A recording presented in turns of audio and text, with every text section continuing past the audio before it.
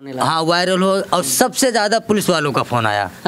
हाँ यहाँ से अरे अब ये मत पूछिए कि क्या बोले कुछ सरकारी नौकरी सजनवा बुझेला नहीं अपने मेहरी के मनवा अरे ना काबो जल्दी आवे बाला मसाऊ नंबर चलावे। उसका जो कोई लड़का अगर गाना चाहता है कि भैया हम गाने गाएंगे हमें स्टूडियो लेकर चलिए, तो जो अगला लेकर आता है वो अपने कमाने के चक्कर में, क्योंकि खर्चा कमीशन जो एक मिडिल क्लास फैमिली से यानी कि मान के चलिए देहातों से बिलोंग करते हैं, गांव में रहते हैं और उनको एक बढ़िया ऑडियो वीडियो का कंटेंट करना हो या अपने आप का जो कला है उनके पास जो टैलेंट है उसका प्रदर्शन करना है लोगों के बीच में, तो कितनी प्रॉब्लम होता है, कितना समस्या होता है उनको अपने आप को प्रेजेंट करने के लिए। तो नमस्कार और स्वागत है आप सभी का दोस्तों, मैं ध्रुव लाल यादव और आप देखना शुरू कर चुके हैं बीसीटी यानी कि भोजपुरी सिनेटेज मीडिया।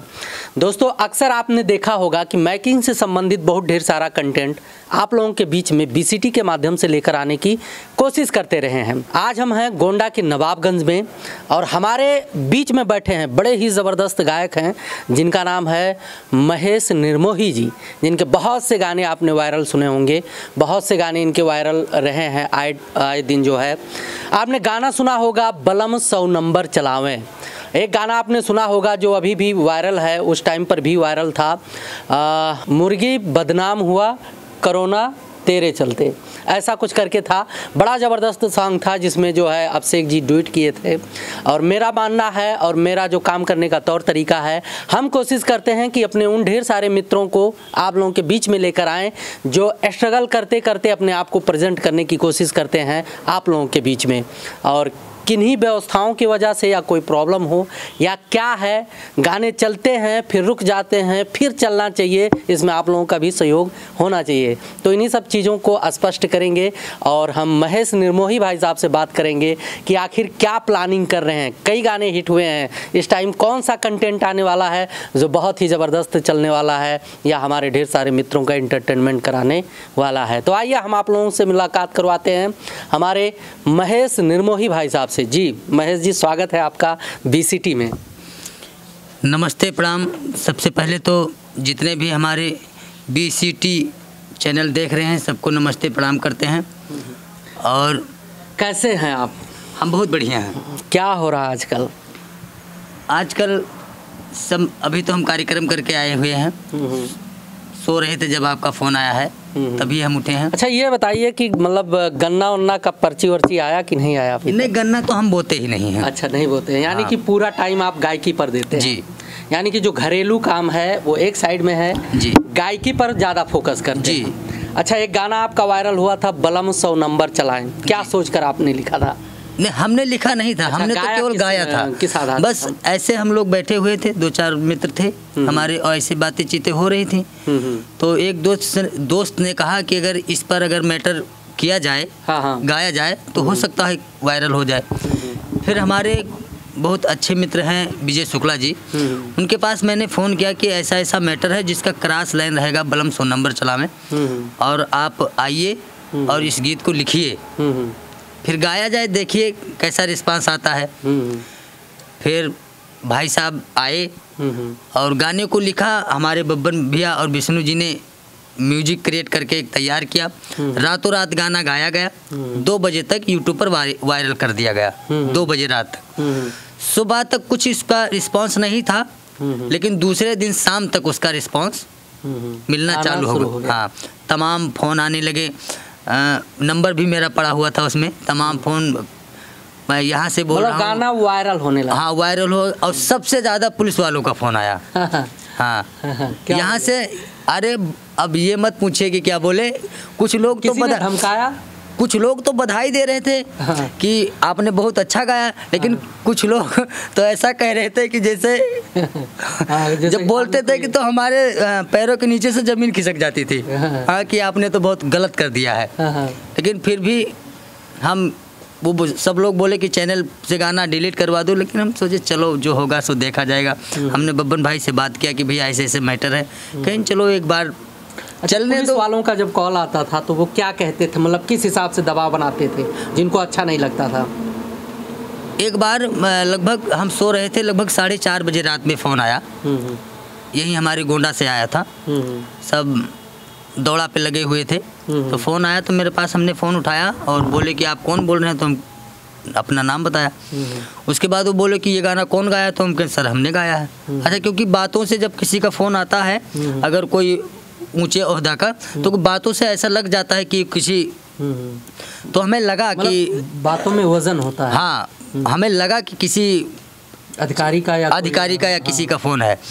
तो हम सर करके बात कर रहे थे, वो बोले कि तुमने बहुत गलत किया है और कल आके गोंडा मिलिए हमें। तो एक, जब मेरा गाना लॉन्च हुआ था, तो एक यहाँ प्रतापगढ़ के आगे का एक, नाम नहीं जानते हैं, अभी नंबर है मेरे पास, वो उन्होंने मुझे बहुत सहयोग किया। 3 स्टार है उनके पास। जब उनसे बात हुई, वो बोले कि तुमने गलत किया है गाना गा के, और सुबह आइए, नहीं अब डंडा कहाँ से जाएगा, हाँ, मतलब कहाँ निकलेगा, अपने तरीके से धमकाए। फिर जब फ़ोन कटा, हम उसी वक्त तुरंत उनके पास फ़ोन किए कि सर ऐसा ऐसा बात है। उनको नंबर दिए, वो बात किए अपना। तो फिर मेरे पास फ़ोन किए कि बेटा आप टेंशन मत लो, वो सब लोग मज़े ले रहे थे। क्योंकि भाई ये कोई जुर्म तो है नहीं। हाँ, लोकगीत है और कलाकारों का मतलब कर्तव्य होता है कि लोगों का एंटरटेन किया जाए। जी। और इस हिसाब से जो है, कोई ऐसा तो था नहीं कि जिसकी वजह से आप पर दबाव हो। जी, तो बस जितने लोग फ़ोन किए, सब लोग बधाई कर दिए कि जो चीज़ आपने गाया है बहुत अच्छा गाया है, जो लोगों पे बीत चुक रही है उसी को आपने गाया है। अच्छा, आशय क्या है गाने को स्पष्ट करेंगे? मतलब बलम 100 नंबर चलाओ का वो धमकी दे रही है लड़की, या जो धमकी क्या नहीं दे रही है? आशय क्या है उसका रहस्य यही है कि वो बीबी अकेले घर में रहती है, उसका पति, जैसे अब देखिए, जब आदमी पुलिस में है, कहीं है, अगर ड्यूटी लगी है तो जाना ही पड़ेगा। घर पे है, फ़ोन आ गया तो तुरंत उठ के जाना पड़ेगा, चाहे वो सोता हो, चाहे खाना खा रहा हो। तो इसी पर्पज में हमारा गाना था। हाँ। मतलब बहुत व्यस्तता है, बिजी रहते हैं वो, जो कि घर नहीं आते हैं। हाँ, हरदम ड्यूटी में। समझ गया। वैसे तो मैं गाने का आशय दूसरे तरीके से निकाल रहा था। मैं सोच रहा था कि आपके गाने का कहने का मतलब है कि कोई पड़ोसन को या सखी सहेली को या देवर भौजाई में आपस में झगड़ा हो रहा है कि भाई रुआब है मेरा कि बलम 100 नंबर चला रहा है। मैं ये सोच रहा था। बाकी जो गाने का आशय है आपका बड़ा ज़बरदस्त है, अच्छा लगा जी। तो इसके बाद का क्या रहा, कैसे रहा? कोई और गाना? अच्छा, इस गाने को वायरल होने के बाद क्या कुछ, जैसे बहुत से लोग देखते हैं, सोचते हैं कि भाई एक गाना वायरल हो जाएगा तो हम बहुत कमा लेंगे, हम ये हो जाएंगे, वो हो जाएंगे, कुछ चीज़ें होता है। तो जैसे आपका एक गाना जब वायरल हुआ, क्या रिस्पांस रहा मार्केटिंग का? मार्केटिंग का तो रिस्पांस अच्छा रहा, लेकिन थोड़ा, जब कहते हैं कि हमारा जब आदमी का समय ख़राब होता है तो कुछ हो नहीं पाता है। जब ये मेरा गाना वायरल हुआ और मार्केट में बजने लगा, तब मेरा तबीयत ख़राब हो गया। हम 14 दिन स्टूडियो नहीं आए। तो इसी कारण थोड़ा दूरी हो जाता है कि जब समय आता है तब हम पीछे हो जाते हैं। क्या हो गया था उस टाइम आपको? हमारा तबीयत ख़राब हो गया था, हम 14 दिन हाँ आए ही नहीं। एक गाना आया है, लगभग 20 मिलियन के ऊपर जा रहा है आपका, ये कोरोना वाला जी, और इसमें अभिषेक भाई भी जी हाँ डुएट किए हैं, दोनों लोग मिलके बनाए हैं जी। कैसे माइंड में आया था ये गाना? माइंड में ऐसे आया था कि कोरोना का माहौल चल ही रहा था, तो एक ऐड आया, ऐड पे लिखा हुआ था मुर्गा बदनाम हो कोरोना तेरे लिए। तो फिर हम लोगों ने विचार किया कि भाई इस पे भी देखा जाए एक बार। मतलब वायरल कंटेंट हाँ हो सकता है और एक बार फिर देखा जाए। तो उस समय जब वो हम लोग गाना लिखवाए, और गाना कबीर मृदुल जी हैं, उन्होंने लिखा था, क्योंकि जिनका जो श्रेय होता है उनको देना चाहिए। तो जब गाना रेडी हुआ, बब्बन भाई म्यूजिक बनाए, तो अभिषेक भाई बोले भाई हम भी साथ में गाएंगे। तो हम बोले कि बिल्कुल गाइए, हम दोनों भाई मिलकर गाते हैं। तो हम दोनों ने गाया, और गाना गा के जब हम यूट्यूब पर चढ़ गया शाम तक, तो उसको देखते हैं, यूट्यूब पर सर्च किया मुर्गा बदनाम हो कोरोना तेरे लिए। उसके पहले 2-3 गाना आ चुका था, उसी टाइटल से आ गया था, लेकिन अब उनका केवल टाइटल था, मामला कुछ अलग था, हमारा कुछ अलग था। तो इसलिए सब गाने को पछाड़ते हुए और मेरा गाना अच्छा, आज के टाइम पे अगर देखा जाए मेकिंग से संबंधित अगर फोकस किया जाए तो किसी का गाना 2, 4, 10 लाख जब जाने लगता है तो उसका एक वैल्यू बन जाता है, मार्केट लेवल बन जाता है, मार्केटिंग उनका मजबूत हो जाता है, अच्छे खासे अर्निंग करने लगते हैं, तमाम कंपनियां कांटेक्ट करने लगती हैं डाटा के लिए। लेकिन आपके साथ क्या हुआ? क्योंकि भाई कई 2-3 नंबर आपके वायरल चल रहे हैं, इस समय इंटरनेट का ज़माना है, कमाते हैं लोग, लाखों कमाते हैं एक ही गाना वायरल होने पे। क्या रहा आर्थिक, इससे आपका आर्थिक स्थिति मजबूत हुआ या सपोर्ट मिला? कैसे जो है मैनेज करते हैं? नहीं, सपोर्ट तो बहुत मिला, लेकिन फ़िलहाल हम कई कंपनियों का फ़ोन आया कि हमें प्रोजेक्ट दीजिए, लेकिन हमने किसी के बारे में सोचा नहीं, क्योंकि एक मेरा सिद्धांत है, हम जिसको पकड़ते हैं हम मजबूती से पकड़ते हैं, साथ छोड़ना नहीं चाहते हैं। मतलब दूर चलने के लिए भाई साथियों की ज़रूरत। हाँ, तो इसलिए हम लोग जब MCRS म्यूजिक बब्बन भाई, विष्णु भाई को पकड़े हैं जब से, तब से हम कहीं गए नहीं। और हमने उनसे सीधा बोला कि भाई अगर हमें प्रोजेक्ट, आप मुझसे प्रोजेक्ट कराना चाहते हैं तो हम आपसे पैसा नहीं ले रहे हैं, लेकिन हम जहां काम करेंगे वहीं से करके देंगे। अच्छा, एक चीज़ हम जानना चाहेंगे, शुरुआती दौर जो होता है तमाम नए पुराने भोजपुरी सिंगरों का, जो एक मिडिल क्लास फैमिली से, यानी कि मान के चलिए देहातों से बिलोंग करते हैं, गाँव में रहते हैं, और उनको एक बढ़िया ऑडियो वीडियो का कंटेंट करना हो या अपने आप का जो कला है उनके पास, जो टैलेंट है उसका प्रदर्शन करना है लोगों के बीच में, तो कितनी प्रॉब्लम होता है, कितना समस्या होता है उनको अपने आप को प्रेजेंट करने के लिए? बहुत ज़्यादा समस्या। सबसे पहले तो घर वाले भी नहीं चाहते हैं। आखिर रीज़न क्या है? घर वाले इतना डंडा करके क्यों रखते हैं सिंगरों के?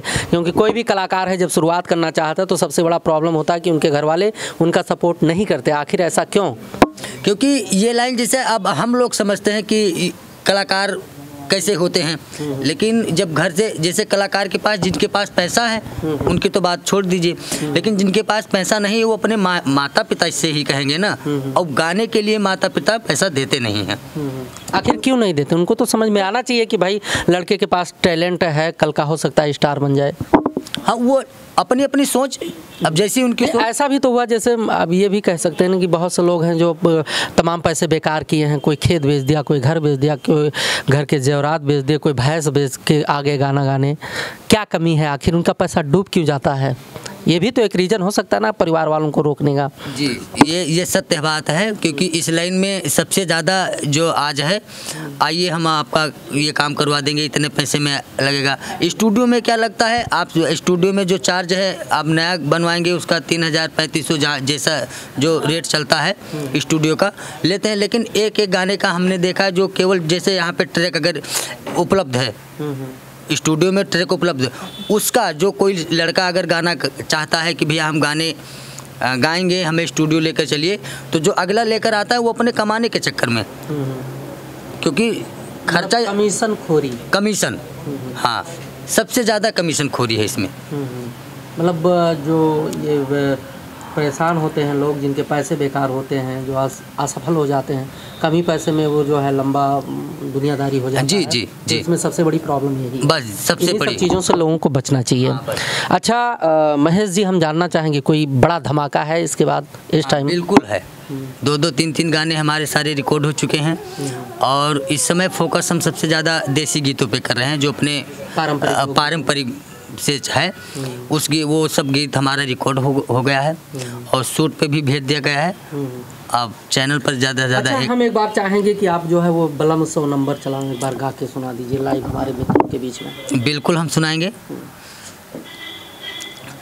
करेला सरकारी नौकरी सजनवा, बुझेला नहीं अपने मेहरी के मनवा, घरे न कभो जल्दी आवे, बलम 100 नंबर चलावे, मेहरी के मन तरसावे, बलम 100 नंबर चलावे।